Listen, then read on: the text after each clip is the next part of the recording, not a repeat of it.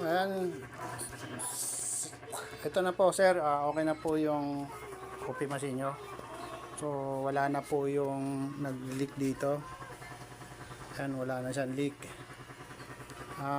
Kaya naman siya nag-leak, overflow siya. So hindi gumana yung water level sensor. So ito yung water level sensor, hindi yung gumana. So inanohan ko pa yung control board kasi maraming ipis. Ang daming ipis kasi kaya nagmamalfunction yung water level sensor. So nilinis ko pa yung ayan. So nilinis ko lang to na control board.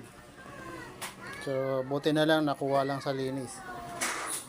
So okay na siya. Tapos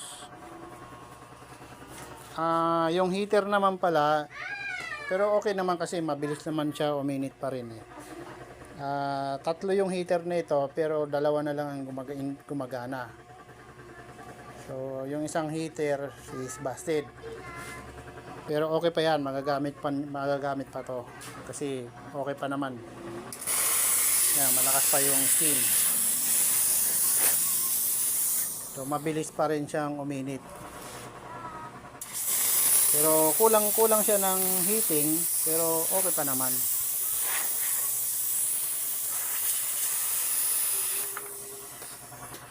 So yun, so lahat na yan gumagana.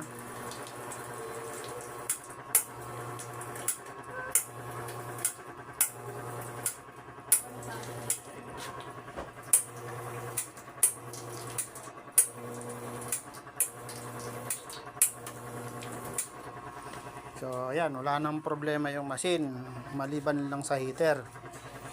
Pero kahit busted yung isang heater, gumagana siya, umiinit. So magagamit nyo pa rin siya. So yun lang, kailangan lang nito alagaan ng mabuti na hindi pasukin ulit ng ipis. Kasi baka matuluyan yung control board niya, masira. So yun, pero ito pinalitan ko ng gasket. Tapos yung dito rin naman, pinalitan ko ng spring. Hindi na bumabalik eh. Ayan, okay na siya.